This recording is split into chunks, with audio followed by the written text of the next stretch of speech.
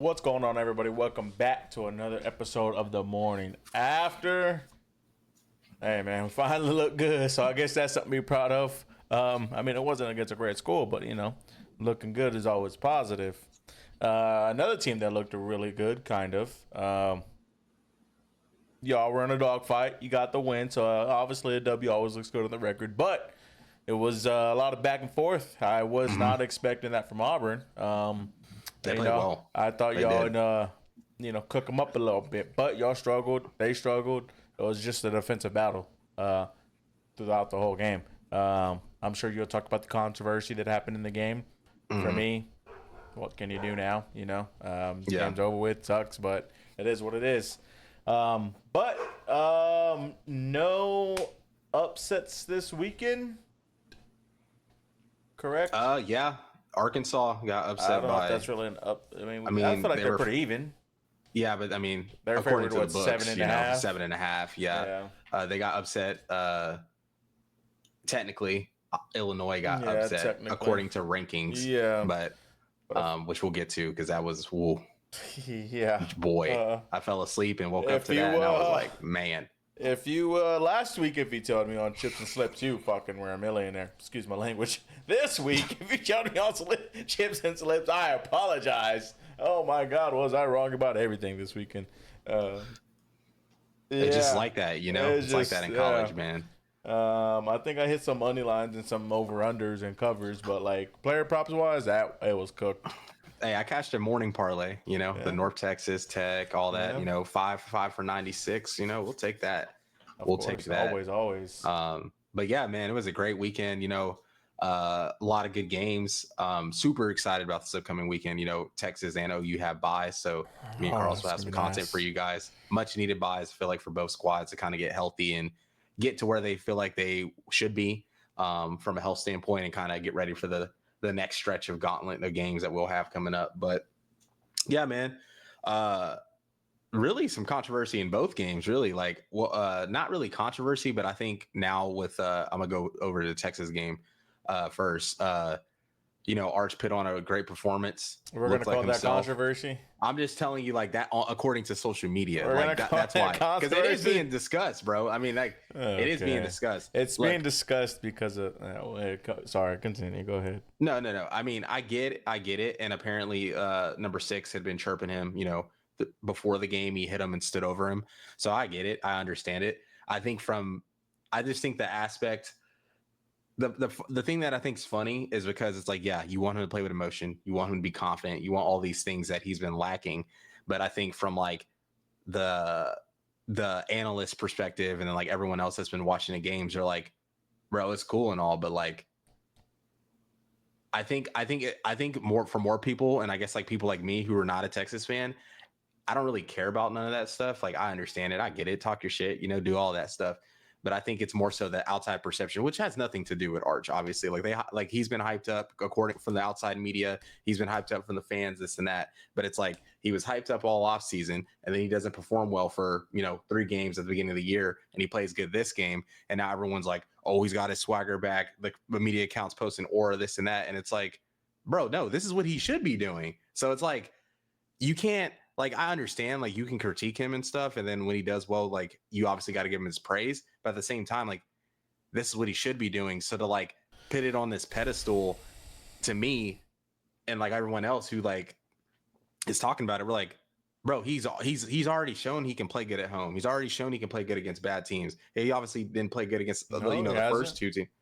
Last year? I'm talking about last year. Yeah, but we're talking about this year. But even, okay, regardless. This year's a completely different quarterback, so I can't compare last year to this year as of right now. I get what you're saying, but I'm just saying, I'm just like, nah, bro, do that against get better competition, which he's having coming up. So he'll get his opportunities. If you do it against Florida, if you do it against Oklahoma, and then everybody else on the schedule, then like, oh yeah, do your thing, talk your shit. But I think from the fan perspective, it's like, nah, bro, like, this is Texas versus him, Houston State. Like, he should be doing this. The rosters are not comparable. That team was 0-3, one of the worst pass defenses in the country. Like, this is what is expected. Not taking any credit from him. I just think the hype and praise. It's like,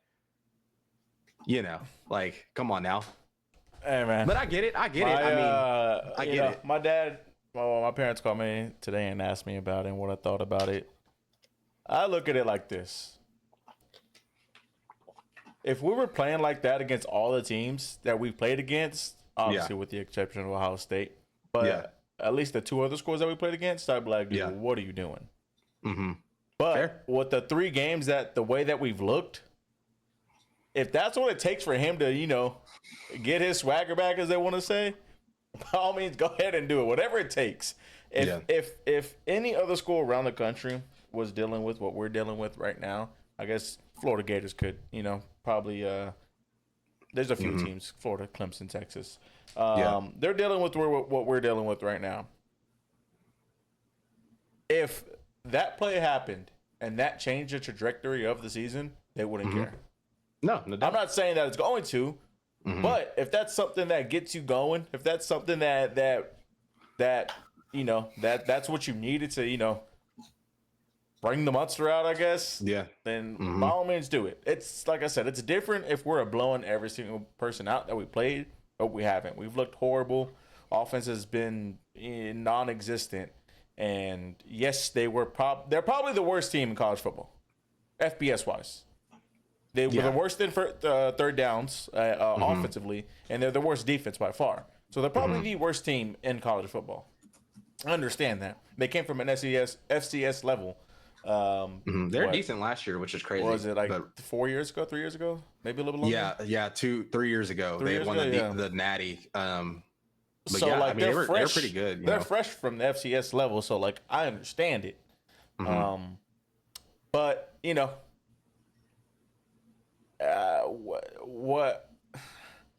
what's different from Baker doing it to Kansas? What's different from Johnny Manziel doing it to Sam Houston State when they were in FCS? It's I get where you're coming from, but Baker's comparison, they didn't shake his hands. They started it. Yes, I get it. But it's he was already proven. He was already a good commodity. Yeah, that's fine. But I'm saying it's a common thing. I'm not even blaming Arch. I think it's more so just the fans and the media. They're just overblowing it. It's oh, we're back. Well, I'm like, bro, this is Sam Houston. I understand. Come on, I understand the caliber of the school. Yeah, they're ranked 124 in total defense. Yeah, they're the worst team, and then I'm just gonna say that they might not be, but I'm gonna say they're the worst team. I lost my train of thought, but like I said, if this is, I understand. This is football, man. That's yeah. I understand. No, there's teams that white lines. Hey, man, I get it. And if somebody's chirping you and you have the opportunity run by them, run them over, score a touchdown on them, obviously you're probably gonna get up and say something. But I just think the reason why people are making it a bigger deal than what it was is because he was already crowned as this and that. Now that he struggled and now that he turned up on a bad team, bigger deal what it is because it's Sam Houston State, not anything else. Well, anything other than that. I think that's a reason, but I do think it's more so because he was put on this pedestal and then he doesn't perform to the expectations that were, unfairly placed on him. And then now he has his moment, I guess, against a subpar team. And then everyone's hyping that up and he kind of is getting coddled by the fans and the media. I'm not saying this is his fault, but that's what it is. Cause it's he's not performing well.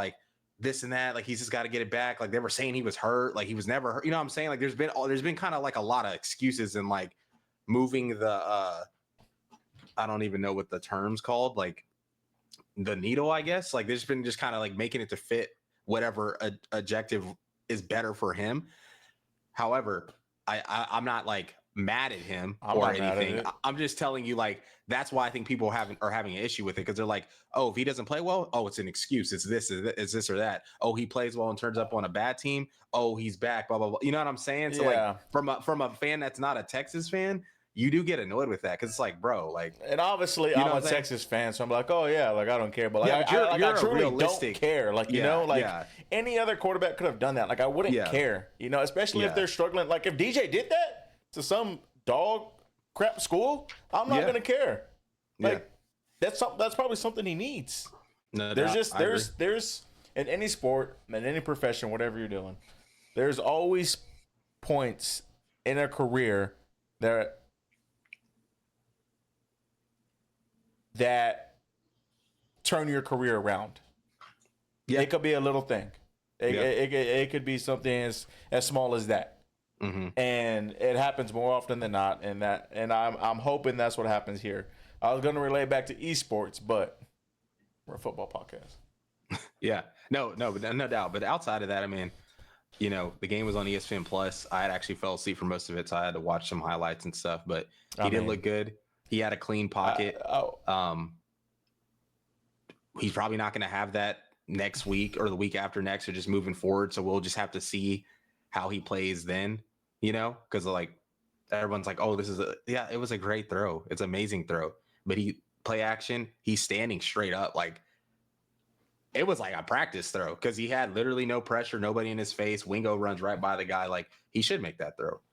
Obviously he's missed some open throws and stuff. That was good. But, I think a lot of the times, I'm not saying San Jose State was pressuring y'all like that, but UTEP mainly, they were able to, create some pressure and to get him uncomfortable and speed him up, So if he has a clean pocket, if he has guys running free, like that's what it will look like. But we also got to be realistic as people who watch the game and stuff know that that's just not what he's going to deal with really the rest of the year. For the most part, like he will have times, obviously. Yeah. You'll have clean pockets, but you'll be playing better teams. So yeah, I thought, for what it's worth, I thought he looked great. I feel like as an unfortunate as it is, I feel like we're able to say that just because of what we've been given through the first 3 games. Obviously when we play teams like this, the expectation is to look great. But the expectation was also to look great the past 2 games. So I thought he looked great. Good defense or not a good defense, throws were made, and throws were made where they're supposed to be. Deep shots were hit. Accuracy was on point. There was times where he had to go out the pocket, and he did make throws, and they were accurate. I felt like, there was just a lot of explosive plays, so it is a little tough, but I felt like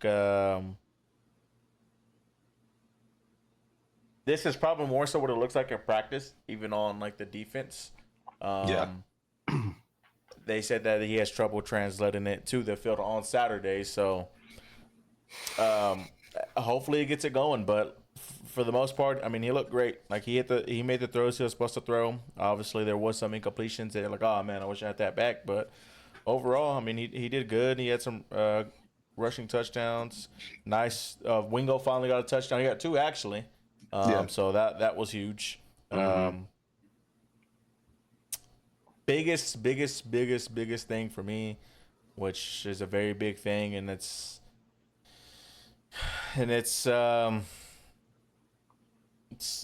especially at home, not something you want to have. We had so many penalties from the line, so many, and that's something that we got to clean up. We have a bye next week. I don't know how quick those things are to like get cleaned up and turned around. I feel like when you are at home, like you should not be having those. Especially like false starts and procedural penalties, like holds and stuff. Okay, but like stuff like that. Even then, I'm still not happy with the holds. Like especially against we're the going. caliber. Yes, that's what I'm saying. Like we're going against Sam Houston State, bro. Like you should be able to just. That's it. Like you should be able to line up and just beat them. You don't even have to like do nothing crazy. Yes. So the biggest gripe this weekend is the offensive line. Got to get that cleaned up. We have a bye week, so going into the bye week, keep staying sharp. I guess for Arch, just continue to look like that. I'm gonna speak ahead a little bit, but the way that Florida is looking, the way that we're looking, I feel like we do have the opportunity to beat them. I feel like our offense is a little bit better than their offense, even with both of our quarterbacks struggling the way they are. Yeah. I feel like if you throw kind of a complex defense or just complex looks at DJ, that's when everything starts to get rattled. But to his to defend him a little bit, I feel like their play calling also isn't the best. It's a lot of inconsistencies. And he's also going to be tested. Like obviously they've lost, but he's already played Miami and LSU.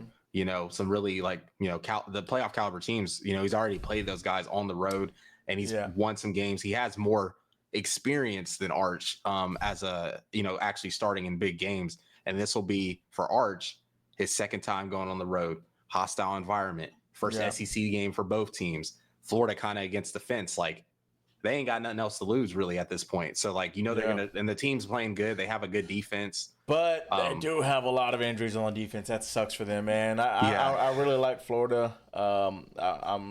I wish better for Billy Napier, just because I do think they have a young, great team, and they do have a young, great quarterback. It's just, and they play hard for him, man. Like, it's just tough. Like their schedule is insane, bro. It's hard, and when you lose the USF game, really, like, okay, if they would have won USF and lost to LSU and Miami, it's like, okay, you can kind of see those, but the USF loss, man, I think that's kind of like derailing their, confidence. And Florida actually has a bye as well this week. I looked because I was like, I wonder if they get a bye before they play Texas, and they do. So maybe they get healed up, maybe they come with it. I mean, like I said, it's going to be a tough game. Like, I think, getting ahead, it's a couple weeks, but I do think like y'all are better than them. Y'all are more talented than them. I think the only thing that like kind of tilts it to like maybe closer to 55-45 is that they're at home. We haven't seen how Arch has responded after the Ohio State game on the road, and he even struggled at home. Obviously, he's getting kind of in the swing of things, and he has a bye as well. Yeah. But there's just a lot of unknowns right now. Like, we don't really know what to expect. So, just clean up the penalties, especially from the offensive line. Offensive line, just get better. It's not going to get any easier going forward. I mean, they have a great defensive line, so we're going to get right into the thick of it. So, I mean, right after Florida, it's y'all. It's one of the top three defensive line in the country. So obviously, you want the boys molded nicely. So but yeah, I mean, defense looked great. Turnovers again, keep the streak alive. Niblet looked good. I mean, all this stuff, it's just kind of hard because it's like for whatever it's worth, just because the opponent that we played. But Niblet looked good. But I'm just hoping these are just confidence builders, Sometimes you just need those. Sometimes you need to get some confidence against the little teams to focus with the big boys. But we'll see, man. But I mean, we did what we were supposed to. Shut them out, put up 50+ points. That's what you want to see against these type of teams. Obviously, we wish we could have done that past 2 games, but it is what it is. We're here, and if we could play like that every week, hey man, watch out. But yeah, man, and enough of us. I mean, we got to see some before we get off. We got to see some young guys get in. Jonah Williams got in. KJ Lacey got in. I think somebody else, saw a few people got in, but I know a lot of people have been looking forward to seeing Jonah, and he was able to get in at the end there, so that's cool. No doubt. So yeah, but on to y'all, man. I know as I didn't get to like watch y'all's game. I watched like it's the best I could, but it was a dogfight, man. It was a dogfight from the beginning, and I was not expecting that. Even on the first drive from them, they went down the field. They went 3 and out. They went 3 and out. First drive, they went 3 and out. We got the ball. They did go 3 and out. And I was like, it starts here. But I think y'all scored first 3 points, right? We scored a touchdown first. I'm pretty sure because they went 3 and out, and then we scored. And then it was kind of like a stalemate, kind of back and forth. Then I think they ended up kicking a field goal, and then it was 10-3 going into halftime, and then they scored right before half to tie the game. And then just like general overview before we get into the nitty gritty. Come back out.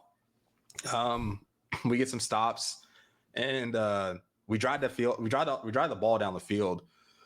We kick a field goal, get a stop, kick another field goal, go up 16-10. Then they drive down the field, they take the lead, go up 17-16. Then we have a gotta have it drive in the fourth quarter, score, go for 2, don't get it.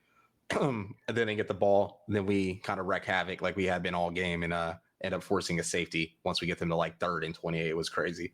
But dude, it was a crazy game. Shout out to Jackson, man. He played pretty well.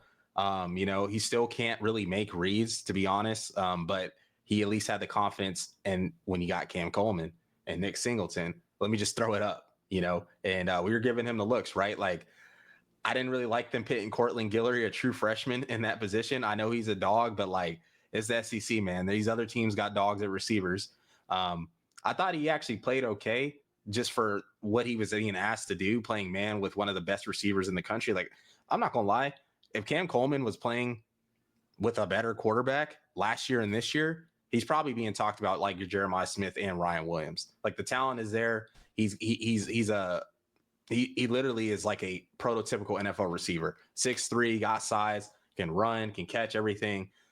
He's going to be special. He's going to be a problem. And I'm glad we don't got to play him next year because he's going to continue to get better. But, I thought Cortland played well, man. I know he had some PIs and stuff. You're going to get that called, but, he was in decent enough position. And then we finally made adjustments, put safety over the top. We did kind of give them some stuff, especially we were driving down the field and then we tried to run an RPO concept zone read and Mateer fumbles the ball. Then they get it. We score in that possession. We go up 17-3. The game looks a little different as opposed to them scoring going into halftime. Obviously, there's been that controversial touchdown we threw to Isaiah Satenga, where, I was arguing with Texas fans, and just people online saying that it's illegal. The SEC put out a statement. Listen, one, I don't know why the SEC put out a statement because it's not illegal. Carlos, you played football in high school. You know that there was stuff being worked on, swinging gate. Make sure you check that guy. Make sure you check the sidelines. Make sure people are lined up. Isaiah never ran off the field. He also never acted like he was getting subbed, and he pointed and checked with the ref. He was just lined up like close to the sideline. It's a legal play. It worked for us. Obviously, if it would have happened to me, I'd have been upset. But playing the game, especially as a corner, you just have to know like where receivers are, and if it was illegal, they wouldn't check with the ref. You played receiver too for a little bit. You have to check with the ref to get lined up and get set. We score on that play. There's people complaining about it. I don't think it was a bad call. The reffing was this bad all around, to be honest. Like, the play where Isaiah Satenga, he catches the ball, I thought that was probably the best call, not even because I'm an Oklahoma fan, but if you watch it in real speed, he catches it and like never has control, falls down. He would have been down anyway. His butt hit the ground, but the ball pops up. They get it, scoop and score. They end up overturning that call. There was kind of a bogus horse collar call that I thought they called on Marvin Jones Jr. On a sack he had on Jackson Arnold. There was some missed PIs. They ran a double trick pass play and Gentry tackled the receiver. That was a clear PI. They missed it, but they made a makeup call later on that possession because they threw a fade ball to Cam Coleman with Cortland Guillory on him, and that ball was not catchable. But they called PI. I was mad, at the time, but like it's a makeup call. It is what it is. Auburn missed the field goal. We were sharp in the special teams game. They actually had some special teams disasters.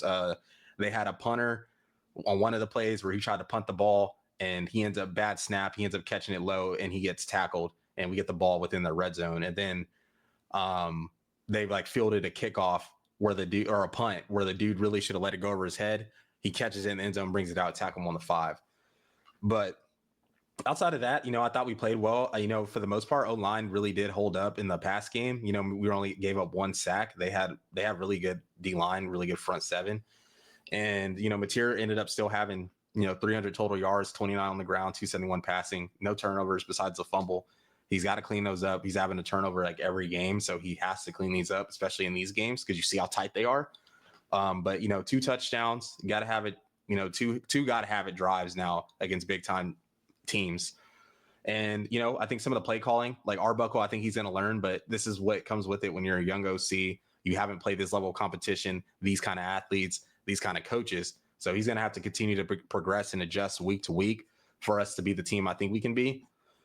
And, I think Brent has to one, I think once we get Eli Bowen back, like I think getting more depth back at corner will be huge. And just kind of not leaving our guys out to dry so much because we do like to bring pressure. I know we can get pressure with our D-line, but we are kind of gettable right now in man coverage, especially against receivers of that caliber. Do I think we'll see another Cam Coleman this year? No. Like Eli Bowen did good against Ryan Williams last year. I think we'll hold up well against Jaw. LSU has some good receivers, but I think from if I had to draft a receiver right now, like I'm probably going Jeremiah Smith, Cam Coleman, then Ryan Williams, just because of size, speed, hands. Like I love Ryan. I think he's going to be great, but I think Jeremiah and Cam Coleman are like prototypical like X NFL wide receiver ones. yeah. You know what I mean? But we did really well on defense. I mean, we had 10 sacks. We had 7 or 8. Yeah, 7 or 8 and one we declined because we got a penalty on the play. So we really would have had 11. And Marvin Jones got a penalty on one of those, and it was a horse collar. So we would have had like 12 or something. But our Mason Thomas he didn't even play the first half.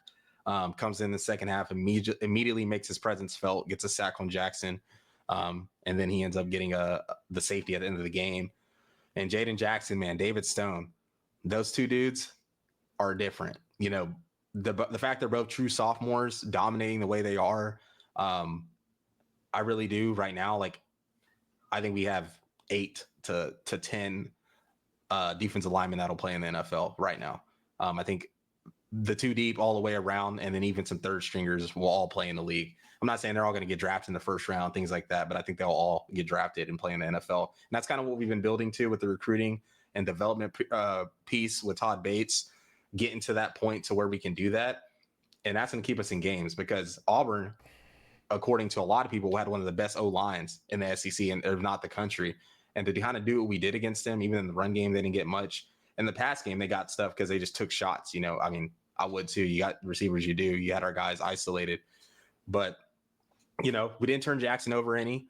We still got to do that. I think we're -6 right now in turnover margin. There's only been like 5 teams. I think I sent you a graphic yesterday. There's only been like 5 teams who have won their conference title having a negative turnover margin. Oklahoma was one of those in like 2012 or 2011. But we got to get those. I think they'll come. We dropped 2 picks. Peyton Bowen jumped a route early in the game, which would have been a pick 6, which would have been funny, because it was his old teammate from high school. And then Kendall Daniels dropped one off a tipped pass. But all in all, man, it was impressive, the performance. I don't think we still haven't played like our best game, like complete against these type of opponents. But the fact that we're finding ways to win these games, in the past with Brent Venables, we would lose these games. Like we were in close games all throughout his tenure. We would find ways to lose these. So the fact that we're actually able to win these and still not playing our best football, I'm pretty impressed with.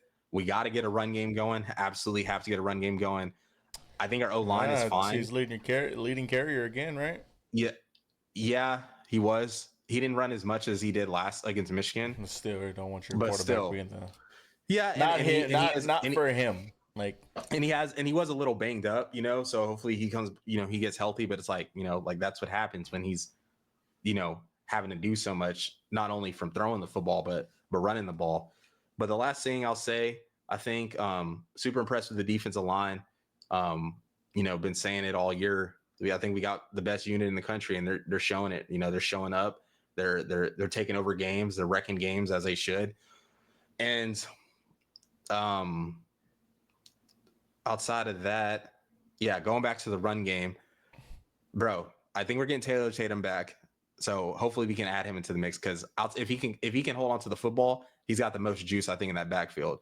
And with Ott, we paid him all this money. This is SEC the same play. Thing about Gibson, man.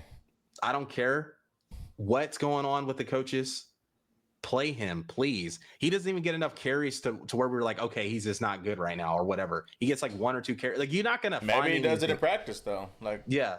I don't know. Maybe I don't know what it is, but maybe that, like, they see enough in practice. Like, all right, well, he's. But he was the running back 1. He was running back 1 all throughout camp until he got hurt, and then I think he was coming back. They're kind of easing him, but it's like, we're gonna need him, bro. If we're gonna want to play for SEC title and make the playoffs and maybe potentially make a run in the playoffs, we need a run game, and that's what you paid him for, and we got to get him going.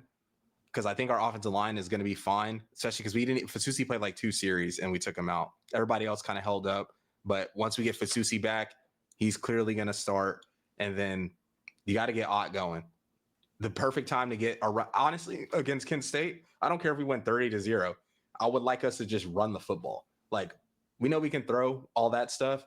Let's just run the ball, develop some kind of run game, because we're going to need that against y'all and against everyone else we play. So outside of that has to get fixed. If it doesn't, like, we gotta have some. We can't be one dimensional, So yeah, but yeah. going forward, I guess with the exception of Kent State, uh, it, it's gonna be tough. Putting together a complete football game. These, with the Big Yeah. Ten and the SEC, just the way they're shaped up and the teams how they are. I think I don't think anybody really puts together a complete football game. It's Yeah. it's all about the off script stuff, as we like to say. Like that's what wins the games, Hmm. and then turnover battles, stuff like that.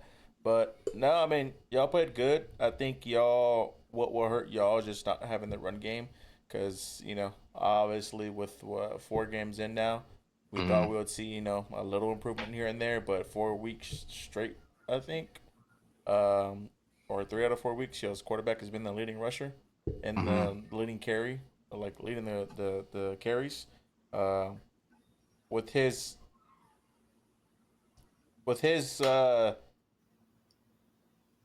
the way he's built, he's just not built for that.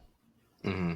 Like obviously, it's different if it's like Anthony Richardson or DJ Lagway or Cam Newton, like someone of like those calibers who like that's what they're do best. But someone who like him, he's not meant to just you know run 15 plus times a game. So I think that might, well, that's probably what will hinder y'all this year.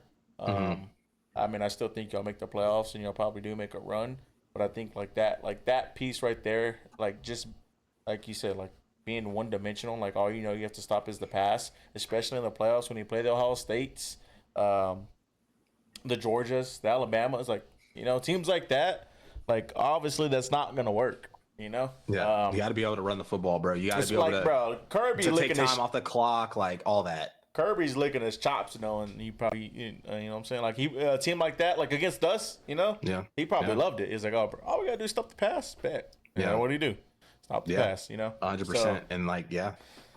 what teams like that, whatnot, like later in the season, it's going to get difficult. It's going to get hard just to continue to win games, just throwing the ball or your quarterback Hmm. being your leading rusher if that's not what he's meant to be. Hmm. Um, but yeah, And no, that is a part of his game, but like that can't be all you do, like I said, 15, like 15 plus carries. It shouldn't be like I would and say like I like get it. seven, Like eight some carries. games I understand. Like if it's like Michigan, well, we just needed it for optics, momentum of the season. Yeah, I get it. Texas, big time games.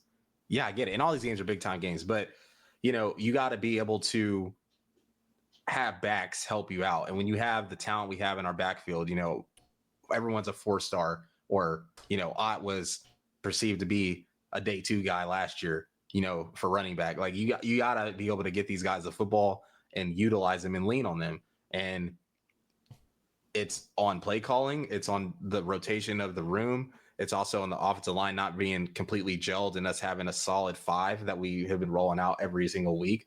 Um, it's between all those things. So if we don't have that stuff, right, you can't get in the swing of things like we were talking about with Arch and missing some players, or things like that. You can't establish momentum. You can't find your rhythm. So hopefully we can get that going with the bye week. Work on some run schemes. We need to get downhill.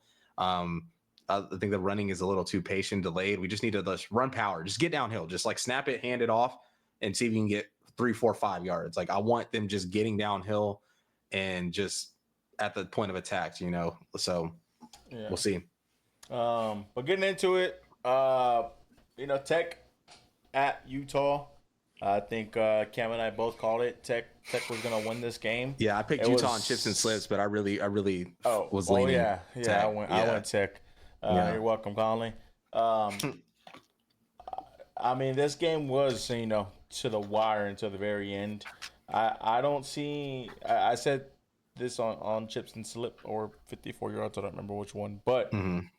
the winner of this game was going to will be one of the teams in the Big 12 championship.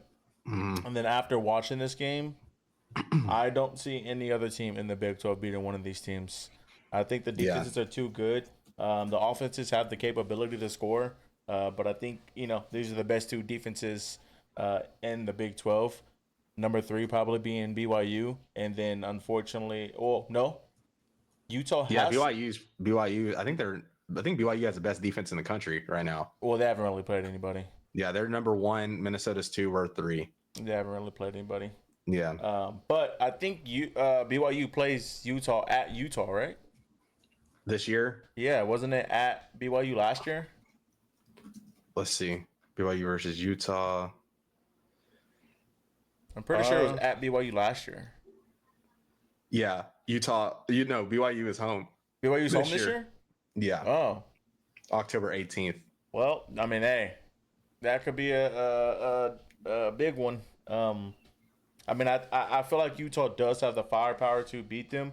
But I mean, this was a great football game. Starting quarterback going out for Tech. You got the backup Will Hammond coming in and putting on a show. He was able to run the ball. He was able to throw the ball. And they scored fourth quarter? They scored 14 points or something, or 21 points.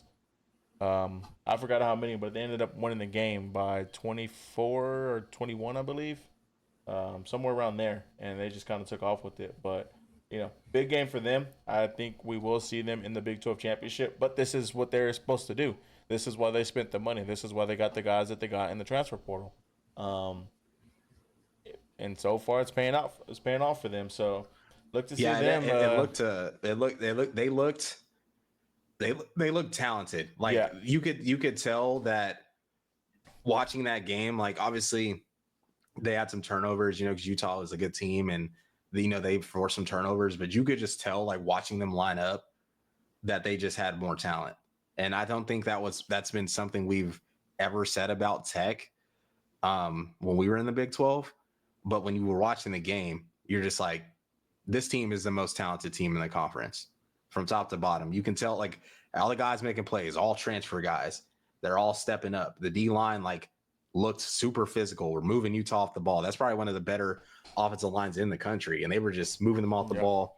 And they looked explosive at wide receiver. I mean, those guys looked good. And even that depth at QB, Morton gets hurt. Will Hammond, shout out Hutto, comes in and he looks great. I mean, he looks like the 4-star he was. He looks like they didn't miss a beat. They better. I mean, they looked better, honestly, quite frankly. We'll see. We'll have to monitor that and see how that goes. I don't think he's going to take his job, but maybe still, when you got that depth like that, to where it's like, okay, if Morton gets down, we're not missing a beat when we put in Hammond, so they got when you say that, they got the depth, they got all the stuff, they have everything they need to make a run. This is a big game for them early, and I think their next test isn't really till Arizona State, and I think they get them. They got to go to Scottsdale. So that's another tough game. We'll kind of monitor Arizona State, which we'll get to here in a little bit. But yeah, man, I agree with everything you're saying. I think Tech is the overwhelming favorite, and they deserve to be there. I mean, they spent the money. Looks like it's working so far. So yeah. Next, we had a shootout, man. I think we told y'all to go with the over on this game, and I think it hit 1 point over the over. I think the over was 61 or 62, and it had 62 or 63. But Arkansas at Memphis, this game was crazy, man. Arkansas had a 17-point lead or something, or 14-point lead, and Memphis didn't quit, man. They had fight in them, and then just it turned into just a shootout at the end. It's tough. For Arkansas, it's not a game you want to lose. Obviously, it's a huge game for Memphis. Like we said, these are the type of games you want on your resume as quality wins, and they went out and did that. I'm pretty sure we picked Memphis to cover the spread. We didn't think they were gonna win, but we thought they were good enough to cover the spread, and it turns out they're good enough to win this game. So yeah, I think that's a good confidence builder for them. Like I said beforehand, I don't really see it as an upset. I feel like they're pretty even. Arkansas has an offense from hell, but that defense can't really stop much, and that's going to be the problem. Yeah, bro. Sucks for Sam. It's a tough one. I just don't. I mean, you don't know how he makes it through the season losing that, unless they do good in the SEC. Yeah, I don't they know. already dropped one. I'm surprised we haven't heard anything by now. I'll just say that. Yeah, bro. I mean, that team, Arkansas, is dangerous, bro. We know their offense is good. We know it's explosive. They're going to cause problems. They're going to beat some teams. They're going to upset some teams in the SEC. But, just losing that one when you had the lead you had, and then you let Memphis come back. One great win for Memphis. I mean, the Group of 5 race is really shaping up nicely. Tulane lost. We'll get to them, but outside of that, I mean, they looked like a good team. They're able to come back. They're able to get an important statement win, and it's just tough for Sam Pittman, man. I think that's just a hard job in general. You're at a school that hasn't been good in a long time. Like Arkansas is decent historically, but they haven't really been good in our lifetime. And now that you have Texas and Oklahoma coming into the SEC, the resources are already kind of, I mean, they have freaking Jerry Jones, Walmart, Tyson, like they should have NIL out the ass, but I don't know if they're able to have that level of commitment to the program as they should, because they haven't been winning and performing. Maybe they can get it somehow. Maybe it takes a new coach coming in, but so that was just a tough one for them. So I already touched on OU Auburn. Next, hey man, this is the game I was gonna refer to earlier when we talked about Tech and Utah, but might have some quarterback controversy on our hand on this one. You have Tulane at Ole Miss. Didn't expect it to go this way. I thought this game would be a lot closer than what it was. Ole Miss kind of, from the beginning, they opened up 10-0 pretty quickly. And Ritzloff couldn't get it going. Yeah. And he didn't really throw for much. I think he threw a pick, and he couldn't run the ball either. And they ended up, benching him. So, I mean, going into this game, I figured that, a 13.5 spread was a lot, especially for a team like Tulane, who's they win their games convincingly, and they beat Duke as well. So they already will have one Power 4 win.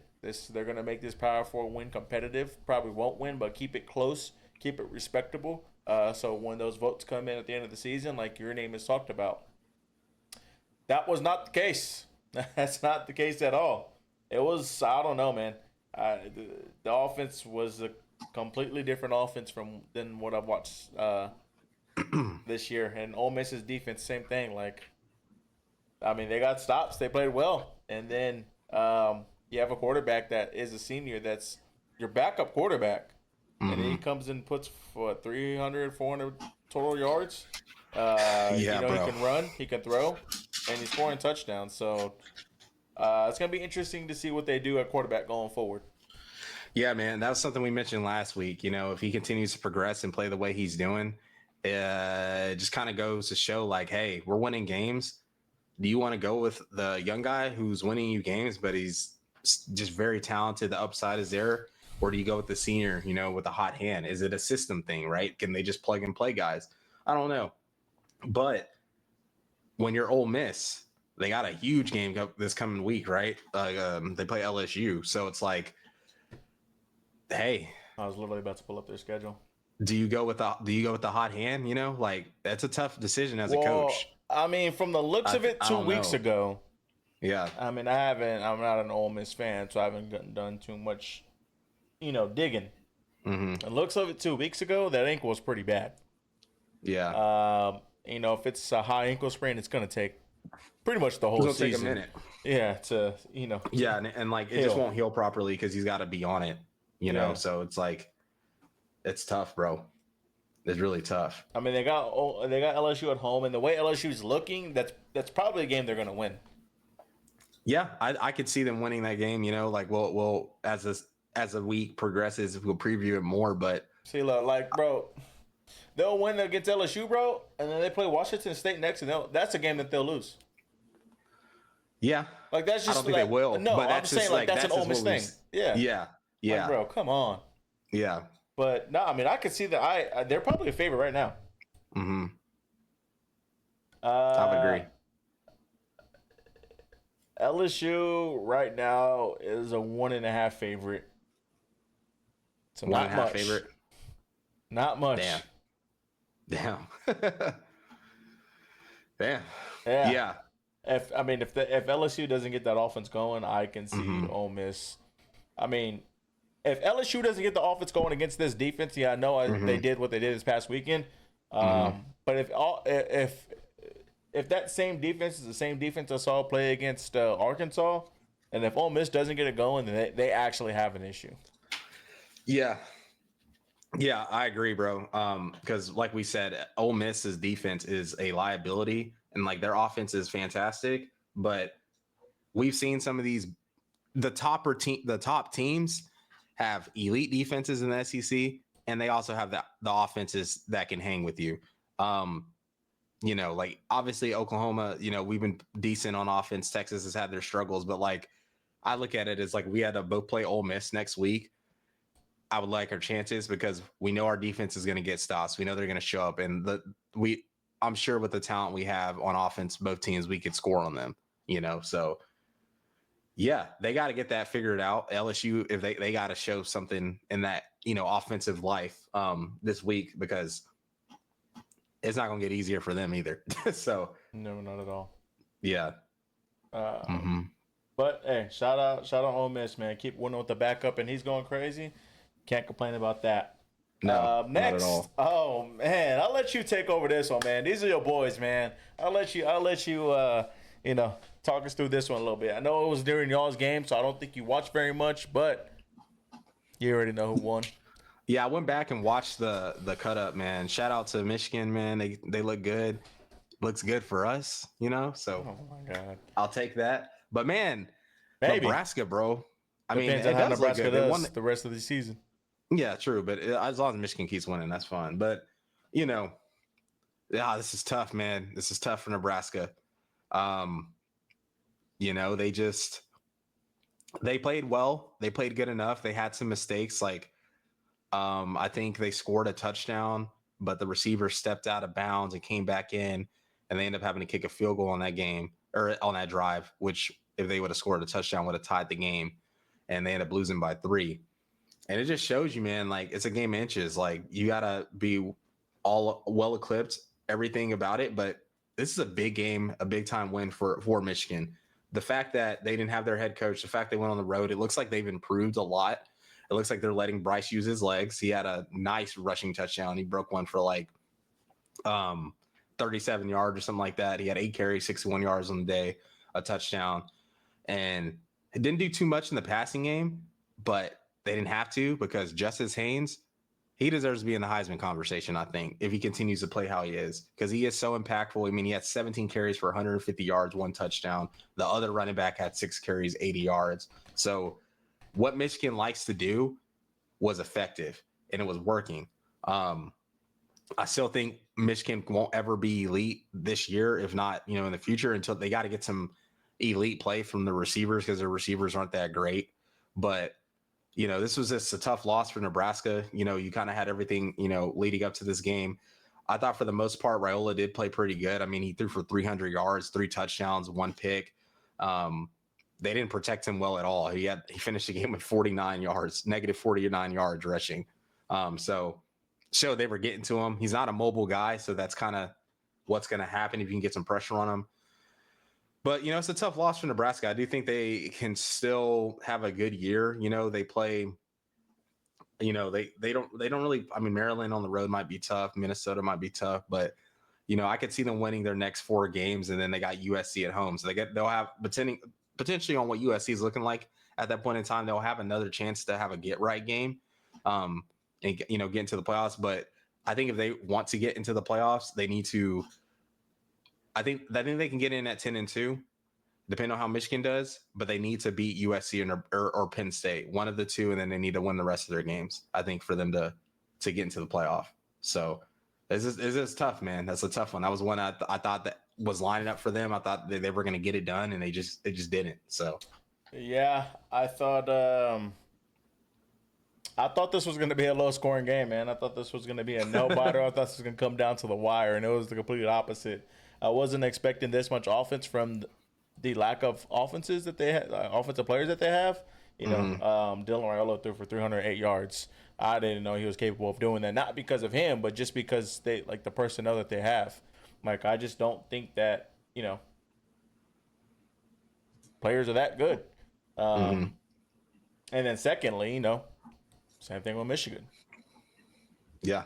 they don't really have that great weapons on the outside. So it's like to score this many points on the ground or in the air, like I just was not expecting it. It was a 17 to 10 game going into half, and then they had Yeah. a Hail Mary, which made it 17-17. So I felt like that like sparked some more momentum into Nebraska and the players and in the stands. And then you got Michigan coming out and they blanked them in the third quarter. They scored 10, Yep. and then Nebraska, again was fighting to the like I had to go and go down the field and score. When you're down 10 points going into the fourth quarter, like against these teams, especially with these defenses, it is tough. Now they were able to do it, but they at the end of the day they still lost. Yeah. But if it, hey, they might have been lucky to lose by 3. They should to me they should have lost by at least 10. Hail Marys are Hail Marys. They're luck. It's a 50-50 chance. You throw the ball up, it's gonna be a DB, or you throw the ball up, it's gonna be a receiver in the end zone. So they was a receiver. So they really lost by like 10. Yeah. But Those don't happen like that. So. Yeah. So Yeah. I think there's still a lot of positive to take from this game for Nebraska. I know the big thing is you haven't beat a ranked team in 10 years or 9 years. Since 2016. 2016, they're 0-29. Yeah. I know that's a little discouraging, but there's a lot to take away from this game. This game was still a good game. Yeah, they still played well enough to win. I mean, they lost by 3, like there's a lot of positives to take away as long as they can bounce back the next game and, continue to, and that's the thing, the way these conferences are shaped, people are going to lose, a lot of football to be played. But, if you can get to that sweet spot of 10 wins in these conferences, 9-3 if you're in the SEC, because, hey, SEC is we're just best conference, man. I mean, it's not a debate, but it might be right now. Hey, they put out this graphic right now in the SEC right now. The SEC, bro, against I think they the out of conference games or whatever. I think the SEC is I'll put it on ours. Oh, here it is. SEC right now is 9-3 in interconference matchups. So us playing against other group of 5 or Power 5 schools. Big 12's 8-6. Big 10's 5-5, and ACC is 4-12. So we're handling our business what I'm saying? We're handling our business in these matchups, man. Which is going to go a long way, hopefully, when it's selection Sunday. So, yeah. Next, a closer game than I thought it was going to be. You got South Carolina at Mizzou.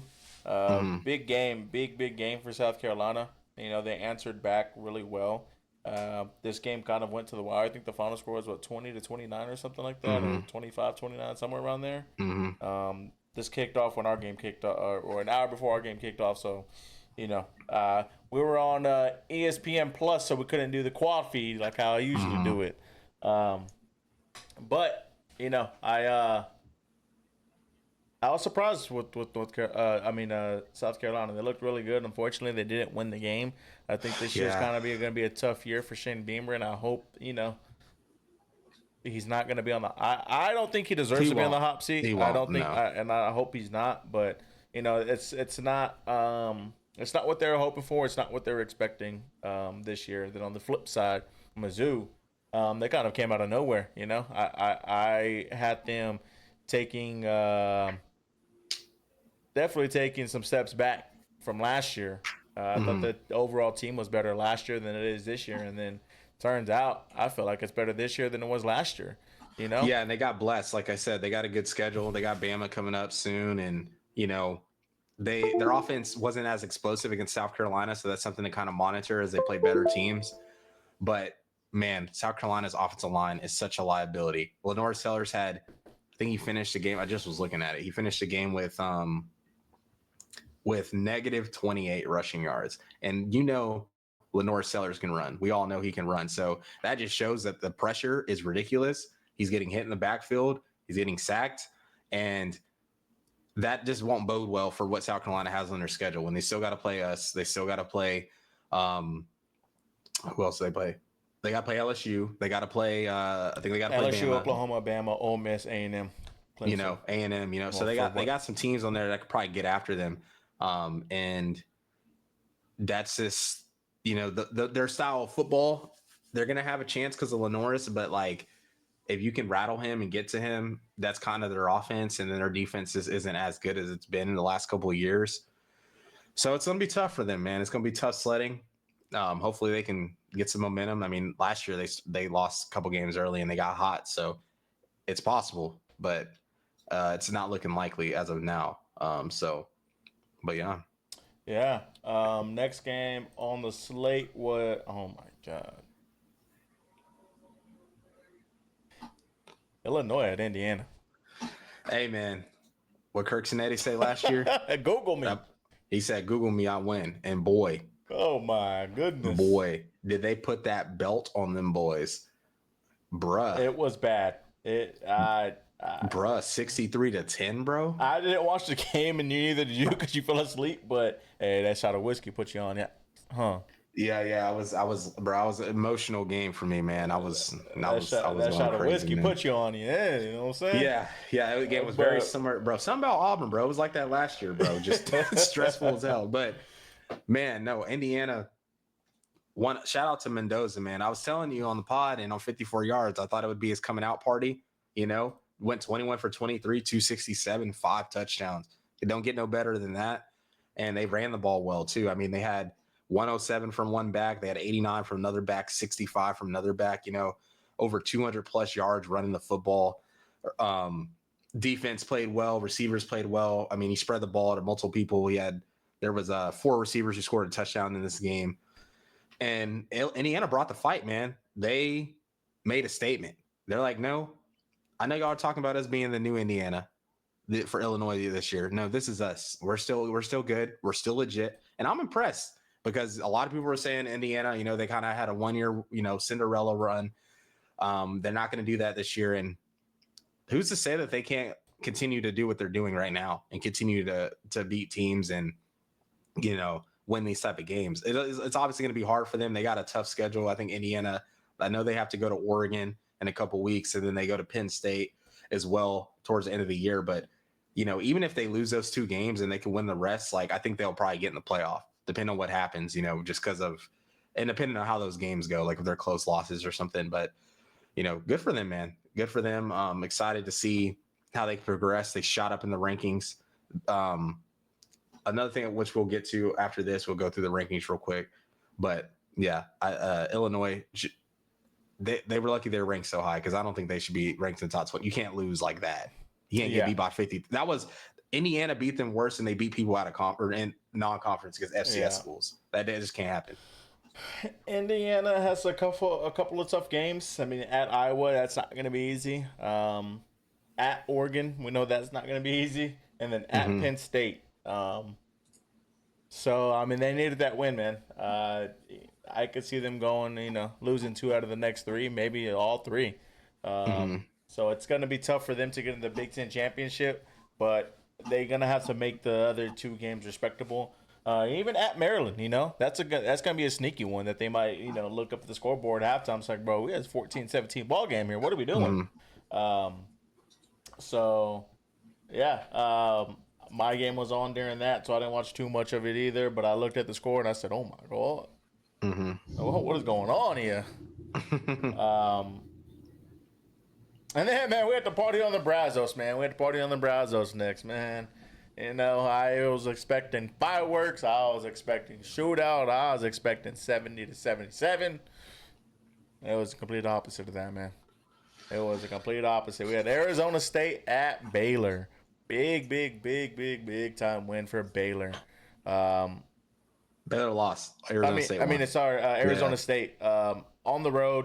Was because I was gonna go talk about what's his name? Aranda, yes. That's why. But I said it last week, and I you know, continue to say it again. It was a last second field goal, I know, but it was a must win for Dave Aranda, man. I just don't know how much more you can keep going. You fought to the end. I feel like you have a great offense, and to lose on the last second field goal is tough. But it looks like their defense kind of got better this week. Like they didn't give up as much as we thought they would. Yeah. You know, the Arizona State still ran the ball extremely well. I think, Raleigh Brown had 80 yards, under 100, which is good. But Sam Levitt had 62 on the ground. Can't let the QB damage you like that. And Sawyer Robinson, I mean, he's still putting up numbers. He still looks good. But like you said, man, they just needed this if they wanted to have any chance of kind of winning the Big 12. Their schedule does get light the next 2 games. They got Oklahoma State, which they are a disaster right now. So they should be able to take care of business. And then they got K-State, which doesn't look great as well. I mean, lucky for them, the 2 losses are out of conference, so that's huge for them. One. Well, I mean, one was out of conference. I was thinking about the Auburn game. They won the SMU game. That was a close game, but they could easily be 1-3. I mean, they beat SMU in overtime. Yeah. So hopefully they can get it going.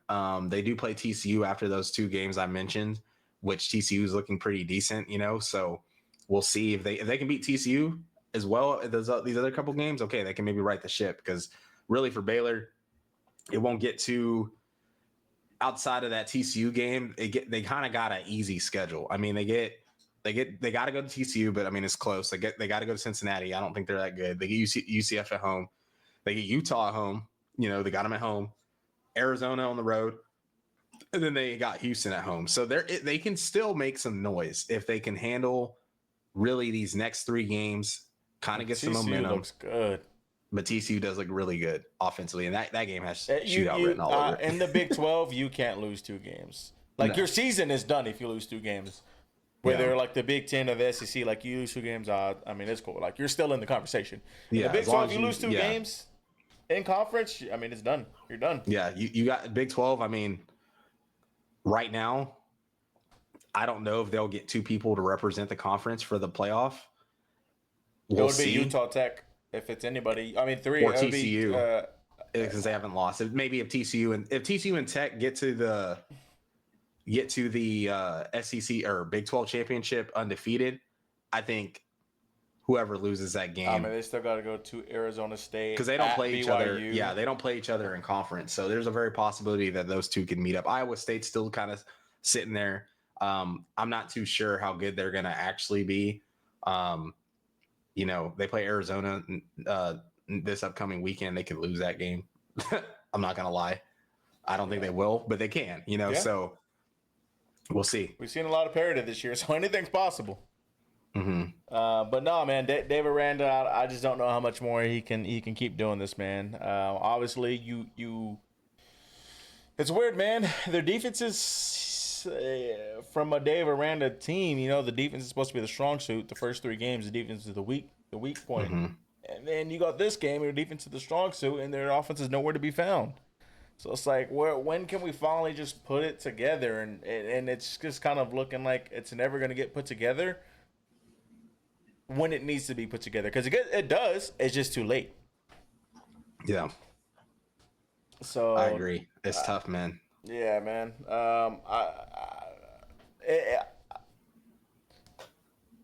I like Baylor. I'm not like a fan, but like I like Sawyer Robinson. I think he's a great quarterback, and I like seeing him play. I think he lights up the field, but man, I think this Arizona this was the time to beat Arizona State, man. When they're down, I don't think they're gonna have a great year this year, and this was the time to beat them. I think they'll have a good year. It won't be what they had last year, but I think this was your time to beat them. Mm-hmm. And they didn't. So shout out Arizona State, man, getting a win on the road, last second field goal. Love those, man. Builds confidence, especially losing last week in Stark Vegas. Hey, the boys are back together, man. Yes, sir. Late night kickoff, man. I watched as long as I could keep my eyes open, but we had Michigan State at USC. I told y'all, I mean, look, man, we have some friends in this area that we do, and they have some, stuff that we look at and whatnot, and they said, hey, Pick the under on this game, and it's looking good. But I told y'all, listen, if y'all seen USC play, the under is not, it's not possible. They let people score, They do. and I went against my own word, man. I picked the under, man, and they overhit, and Michigan State covered, but they overhit. But no, man, USC looks really good, man. They really do. Yeah, the offense looks like a Lincoln Riley offense. It does. They're Like running the ball really well. Yeah. Really well. They had two backs almost. One went for 157, the other one for 90. You know, like when you're doing that, that opens up everything for Lincoln Riley because he can do everything he wants, and he's obviously got the personnel receiver, and he has a QB. And if they can get a little better on defense, because I think they just 31 to Michigan State, who has a talented quarterback, is a lot of points, but with USC's offensive ability, they will be able to beat the teams in the Big Ten if they can tighten up on defense because they just have more talent and speed and things like that. And they'll be able to hopefully match up with Ohio State's, Oregon's, things of that nature. They got a tough one coming up against Illinois, but we just saw what happened to Illinois. So before that game happened, I wasn't really too sure, but I think USC will be able to take care of business in that, especially with what Indiana was able to do offensively to Illinois. I think USC is capable of doing that, if not a lot worse. But yeah, man, they look good, man. I think they're, slowly getting people's attention. I think a lot of people kind of forgot about USC. I thought they would be a lot better this year, and they're kind of proving me right. So hopefully they can keep it going. I think it's good for college football when USC is good. They don't get easy though. Their next 3 games at Illinois, got Michigan at home, and then you go to Notre Dame, and then you go to Nebraska. So like they got a tough October, late September. It's going to be real tough for them. If they can get out of those games 4-0 or even lose one, then they'll be in good shape until they play Oregon at the end of the year in November. So, yeah, the defense is a lot better than what it has been in the years past. So like that's the positive, and it's crazy to say like, oh, their defense has to get better but in reality it has. I think as long as they're able to continue to run the ball the way they run it, I think they will win majority of their games, and I think they will probably beat some of the guys that they're not supposed to just because they can control that clock.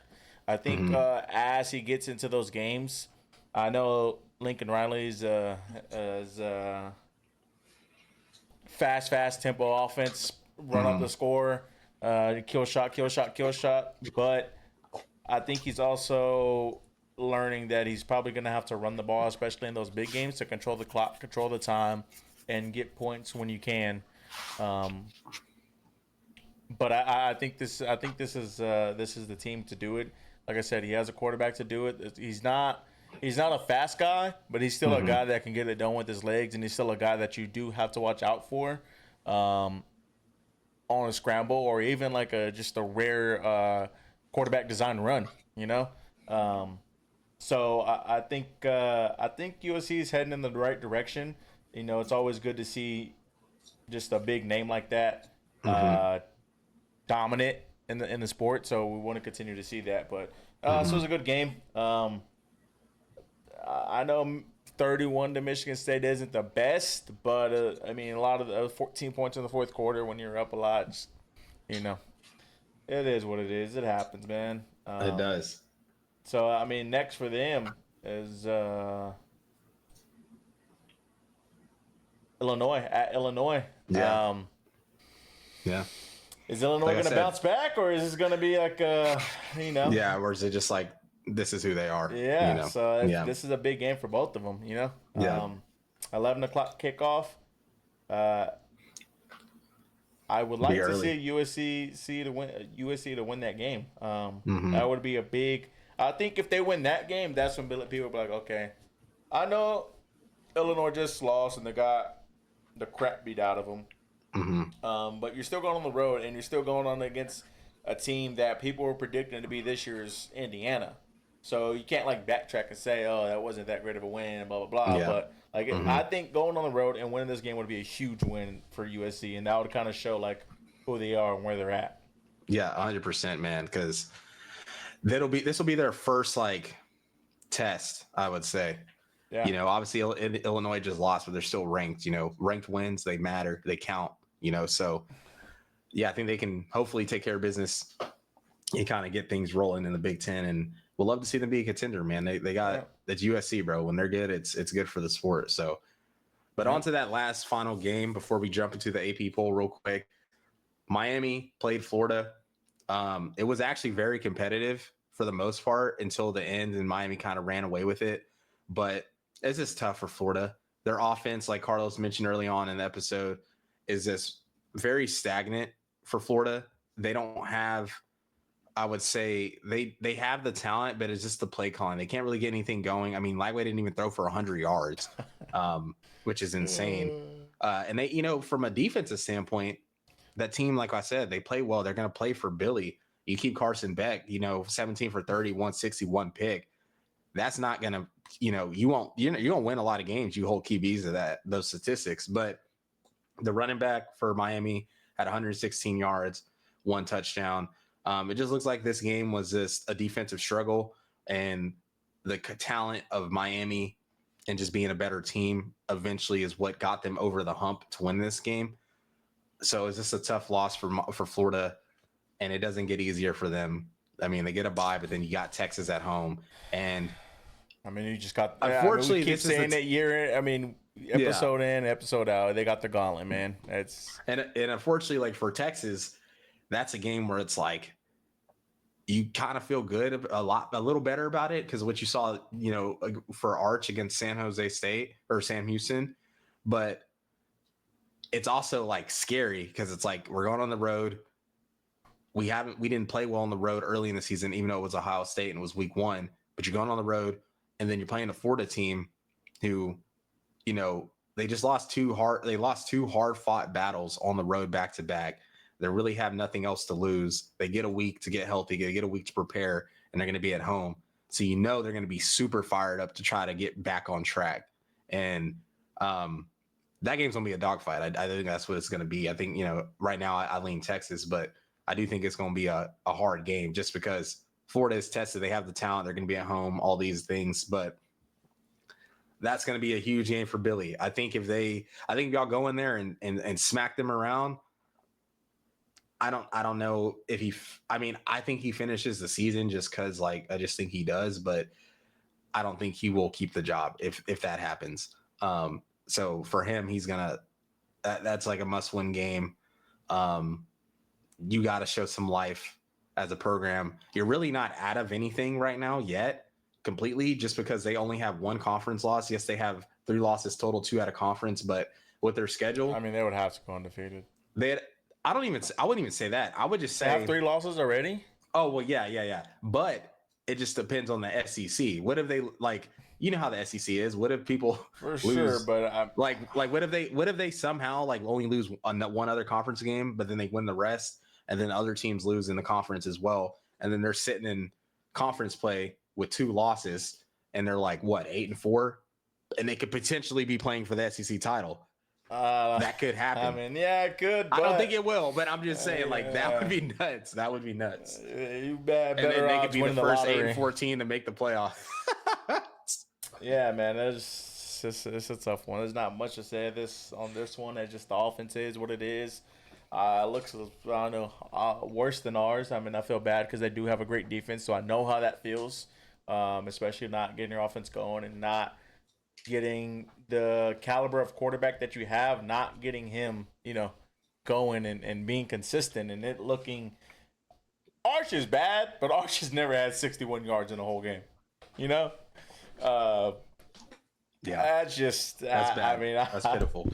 Arch hasn't thrown for 5 picks in a game, you know, no, for sure. And DJ has the capability to be great. I think he is a great quarterback, but I think they ask a lot for him, and I just don't think change of scenery might be in his future, bro. Maybe. Like Billy gets fired. You know the school, like I don't know who would need a QB that would go get him. You know who, but he go get him. Not Ohio State. They ain't gonna get him. Starts with an O.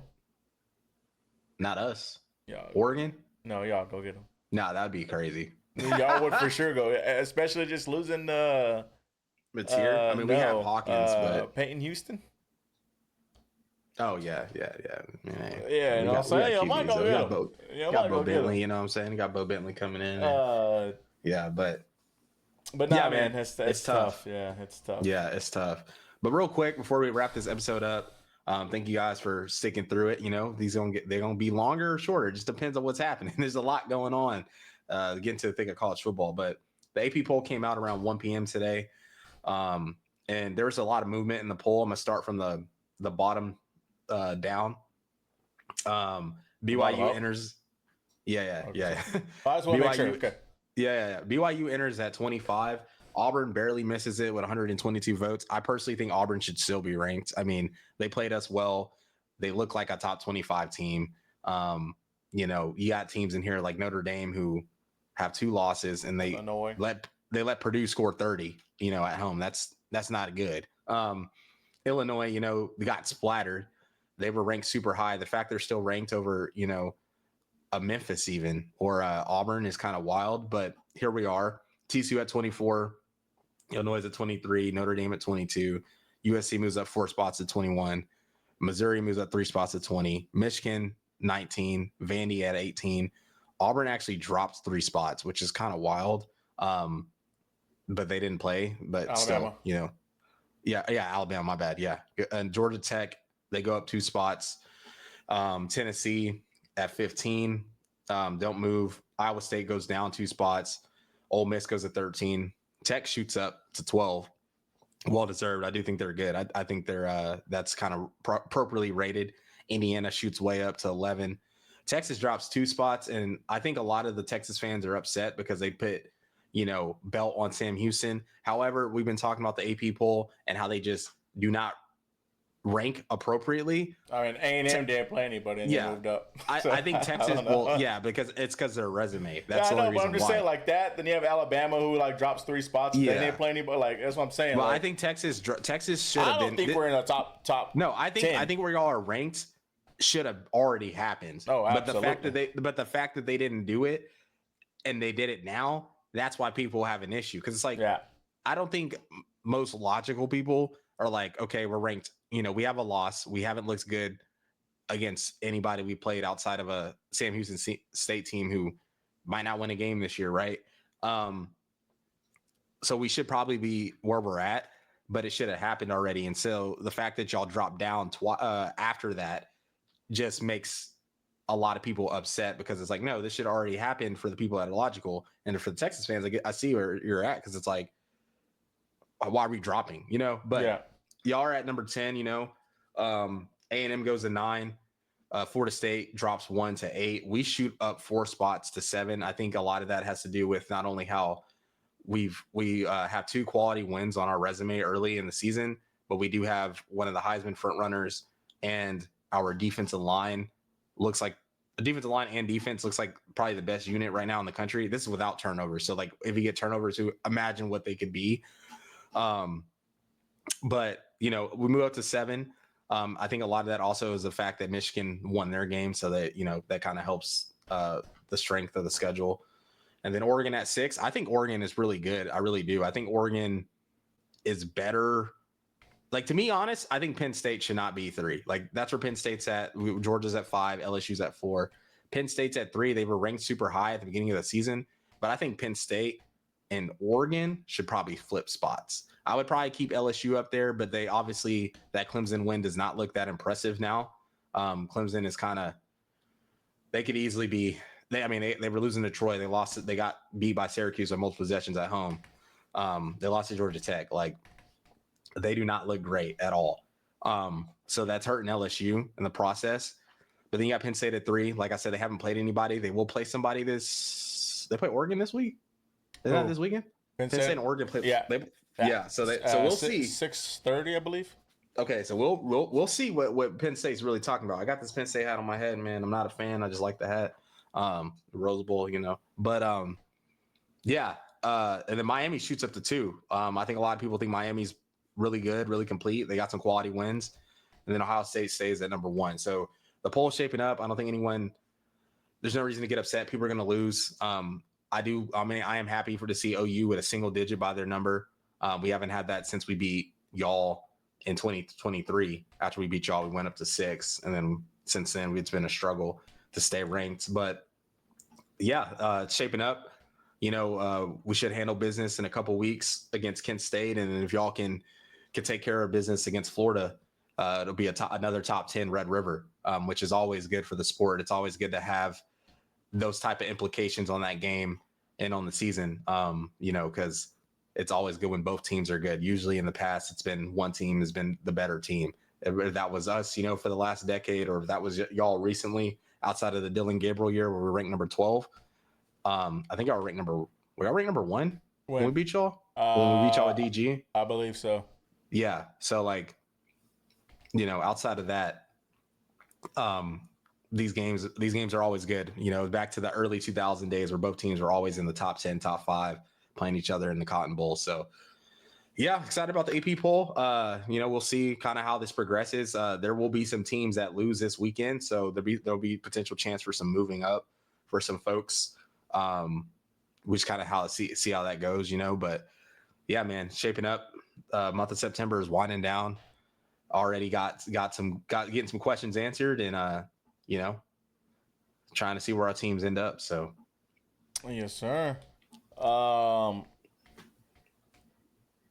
I think at the end of every show going forward, we'll probably give y'all our top 12. Mm-hmm. I'm actually making mine right now. Okay. You want it just the top 12 teams in general, or just top 12? Well, order? top 11, and then your G5 team, because that's what the playoff will be. Order. An order? Okay. Yeah, top 11, and then your G5 team. Okay. So let me do mine too. I'm gonna get 8 for sure. Probably. But hey, man, it's part of it, Part of it. Got my note pulled up. Probably should have this done before. We'll have it done beforehand next time, guys. Don't worry about that. We'll be on our P's and Q's. Yeah. Oh, go ahead. If you're done, go ahead. Yeah. And I'll go. All right. I'm gonna get some hate for this for sure. Number 1. I don't think it could be changed to go Ohio State. Okay. That's my number 1. Number 2. I think they're underrated, man. Go Ducks. Let's go, baby. Oregon, number 2. Number 3. As much as I hate the man, he's still a dog, man. Got Georgia Bulldogs at number 3. Number 4. This is kind of by default. Just kind of had to have them there. Penn State. Number 5. I think I'm going to swap 5 and 6. Okay. Number 5. Oklahoma Sooners. I like that. Number 6. LSU Tigers. Number 7. Florida State. I think they look really good. Probably going to win the ACC. Number 8. Think it's too high of a ranking, man. I don't think they're really this good. But they're lucky they play in the conference that they play in. I think in the playoffs it'll show. Number 8. I got Miami Hurricanes. Not sold on them. Okay. Not sold on them. I think we've seen with Notre Dame and Florida, Notre Dame and Florida. If you have a good defense, you're gonna stop them. If you have a good offense, you're gonna score on them.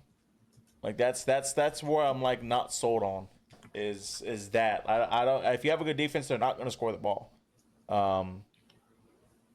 Florida was down how many players and they still barely won the game, on defense. So I'm not really that sold on Miami yet. I don't think they have a true test yet. Obviously, Florida's defense is Florida's defense, but offensively, they're just not there. I don't even know when their first true test game is, just because of the conference that they're in. Next week at Florida State. There we go. That's gonna be their first true test at Florida State. Even after that, the schedule's kind of cake, man. Louisville, Stanford, at SMU, Syracuse, NC State, Virginia Tech, Pitt. Like Yeah. it's not a schedule that's good.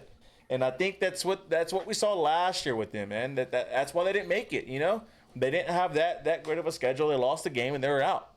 They didn't even make the ACC championship. So I think it's weird. They got a better defense than last year, but they have a worse offense. But I don't think that like their offense isn't that worse, but I don't think it's good enough to get over the hump Yeah. of these other teams. Like, bro, uh, what do you think Carson Beck's doing against Oklahoma, man? Yeah. What do Might you have think that boy in Carson hell. Beck's doing against Ohio State, Oregon? You know, Might have that boy in hell. that's what I'm saying. Like these teams like that, like I'm just not convinced. But anyways, Miami at number 8. Number 9, I got Indiana. They picked up right where they left off. I think they look better this year than they do last year. I think that if they like if obviously you can't go back in time to do this, but if this team played Ohio State last year, I think it'll be a lot closer game. Um, I got Indiana at number 9. Number 10, guns up, Red Raiders, baby. I got them at number 10.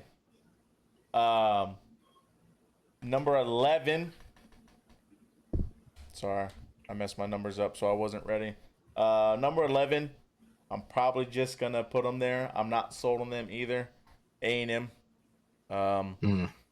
Notre Dame win isn't that impressive. Notre Dame is not that good this year. They shouldn't be ranked in the top 25. It's kind of looking like the Clemson thing to me. You know, Clemson looked good until they didn't. It's kind of how I'm looking with Notre Dame. There's just something missing with Notre Dame, so I don't think that is a quality win. It was on the road, so I guess that's what you have going for you. Same with LSU, like that win was on the road, but as time goes on, you know, it wasn't looking that great. They let Purdue score 17 points on them or something. Like They had 30. 45-30 was the final, I thought. was it? Oh, I mean, even worse. Or 50-30 or something. Let me see. Even worse. Yeah, Notre Dame. I'll tell you right now. Yeah.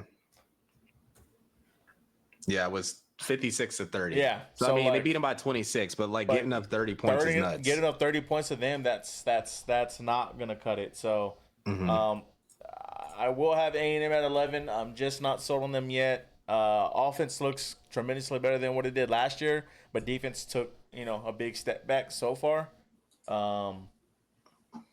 And number 12, give me them Bulls, man. Give them the South Florida Bulls. Yeah, I'm pretty spot on with you. I got a couple differences. Ohio State number 1 for me.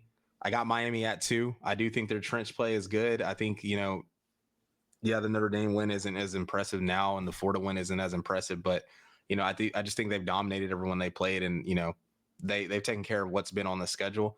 I probably could pit Georgia too. I'm not gonna lie. I do like how Georgia looks. I like how they were able to win a tough game, and we had question marks about their offense. I think their defense is going to be fine. I mean, they became fine in the second half. They made adjustments, and I think they're going to continue to get better. But the fact that they have the offensive firepower that they showed is impressive. I got Oregon at 4. I think they look really good, really complete, but I just want to see what it looks like against a team that can kind of match them on the field. They haven't really played anyone of that caliber yet that we'll see this weekend with the team that I got right behind them at number 5 with Penn State. Penn State, they don't really look super impressive. They haven't played anybody, so we'll see what they look like. But if I were to rank them, I would have them at 5. And then I have Oklahoma at 6. I could see us being better than Penn State. I'm going to give Penn State the benefit of the doubt, so I see them play. But also, we have played people, but I like us at 6. We haven't played our best complete games yet. I think that's still to come. But right now, I think we do have the best defense in the country right now, and I think that'll bode well for us. And then when you got Mateer at quarterback, I think you have a chance to win any game. LSU, you got them at 7. I might get some hate for this, but their offense has not looked good. You let Blagway throw 5 picks, you still only win by 10 points. You beat a Clemson team who's not that good right now, and I mean, they just haven't looked as impressive as I thought they'd be offensively. Obviously, their defense has really taken a step up in a stride, but I think LSU still has some room for improvement. Yeah, and sorry to cut you off, but that's why I said I'm gonna get some hate because of what I'm doing for A&M in Miami, and I'm not doing it for LSU. I just think that for me, I just think that LSU has the more potential out of out of Miami No, and you're A&M. right. Yeah, I would agree. I'd agree with that actually. Florida State, I got them at 8. You know, they took care of business against Alabama, but it was week 1. I think if they played Alabama right now, I'm not confident saying they'd beat them. You know, like Alabama obviously lost that game. You can't take that away. But Alabama is marginally improved. Florida State looks great still, but that game was week 1. It's so early, you know, like you can't discredit them for that, but you can't like overwhelmingly like overreact to that either. But I got them at number 8. Indiana, I got at 9. I think they show that they're still a dangerous team.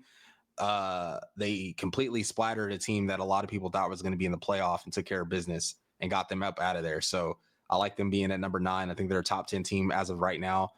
I got A&M at 10.